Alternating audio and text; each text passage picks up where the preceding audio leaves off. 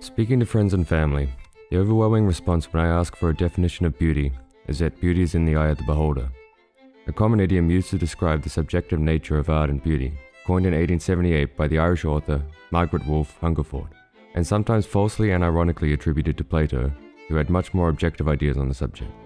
However, a few decades prior to the birth of Plato, another Greek philosopher, Protagoras, would make a similar statement speaking to the subjective and relativistic nature of truth and beauty.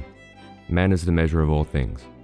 Clearly, we have been grappling with this concept for a long time, but if beauty, and more specifically beauty in artistic pursuits, is ultimately subjective, then can bad art exist? I certainly know it when I see it, but does my personal code of aesthetics or objective criteria for judgment have any crossover with some form of universal criteria? If so, what is it that makes a piece of art, music, or even food bad? Looking at the philosopher Immanuel Kant and his theories on aesthetics, beauty would seem very subjective in nature. He believed that beauty is there for us as a reminder of our better selves, that beauty is essentially pleasure, and that being able to see beauty is an important capacity for humans to lead a happy life. Romanticists were strong proponents of Kant's theories and would emphasize the importance of the pursuit of beauty for its own sake, art for art's sake. In this sense, the value of a piece of work really is dependent on the aesthetic impression it leaves upon the person doing the experiencing, the viewer. This resonates with me deeply, as I have always, quite explicitly, judged the quality of almost everything I come into contact with by whether or not it makes me feel something, on an emotional level, be it art, film, music, food, people, or even clothes. I believe that all people generally understand that art is about sharing ideas, expression, and connecting with other people. But why has the music of Bach remained so popular for hundreds of years, while Dance Monkey went from being a hit to almost universally hated in under one? I don't necessarily believe that Tones and I takes music any less seriously than Bach did, but Tony Watson has won multiple awards for a single, and yet still none of us would even dare put her in the same category as Mozart, John Coltrane, or Queen.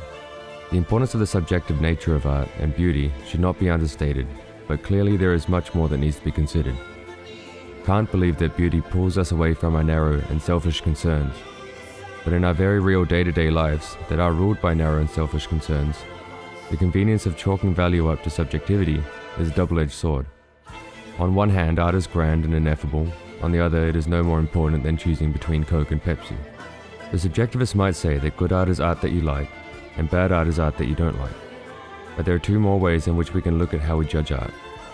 The relativist would say that there are measurable standards but only within a closed system, to a specific group of people where it may be the wealthy elite deciding what is good, for example. Contrary to both of these views, the objectivist would say that beauty in art shows up in a wide variety of forms, transcending the brain.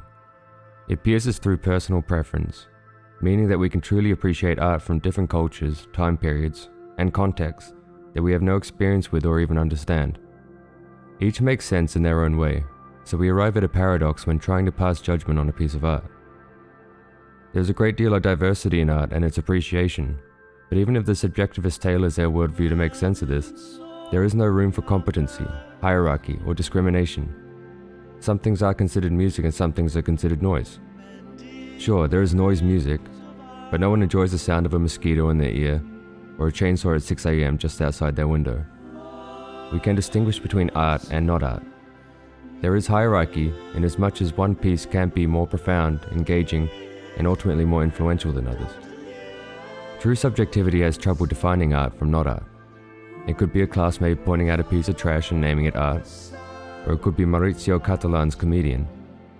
In my opinion, the peak of postmodern self-gratification, a banana taped to a wall that sold for $120,000. The French gallery Perrotin stating, "If you don't sell the work, it's not a work of art." If this subjectivity is true, there is no such thing as competency and quality, and as such, the objectivist tailors his view to save competency, quality, and taste, but still ends up struggling to account for the sheer variety of artistic expression and appreciation. The core of the issue is that beauty is objective, but perception will always be subjective. In his book, An Experiment on Criticism, the author, philosopher, and theologian C.S. Lewis argues that even if it is true that the quality of art is objective, the focus of any discussion should be on our subjective experience of it. Another theologian, Mark Stanley, expands on Lewis's work further in his podcast, The Well-Read Christian, explaining that there are two types of viewers, consumers and appreciators.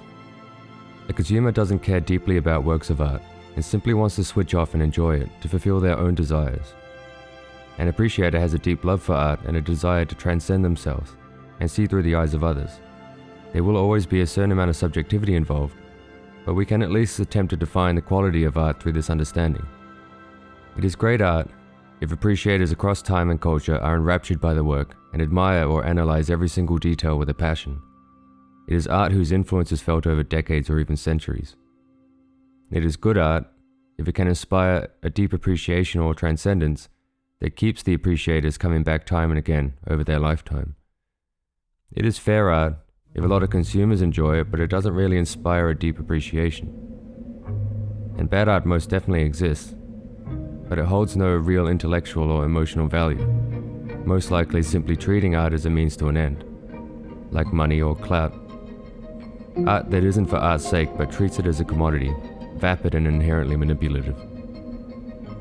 To paraphrase C.S. Lewis, the man who is contented to be only himself, and therefore less of a self, is in prison. My own eyes are not enough for me. I will see through those of others. Reality, even seen through the eyes of many, is not enough. I will see what others have invented. Even the eyes of all humanity are not enough. Very gladly would I learn what face things present to a mouse or a bee. Or gladly would I appreciate the olfactory world, charged with all the information and emotion it carries for a dog. Artistic experience heals the wound without undermining the privilege of individuality. In reading great literature, I become 1,000 men and yet remain myself. Like the night sky in the Greek poem, I see with a myriad of eyes, but it is still I who see. Here, as in worship, in love, in moral action, and in knowing, I transcend myself, and am never more myself than when I do.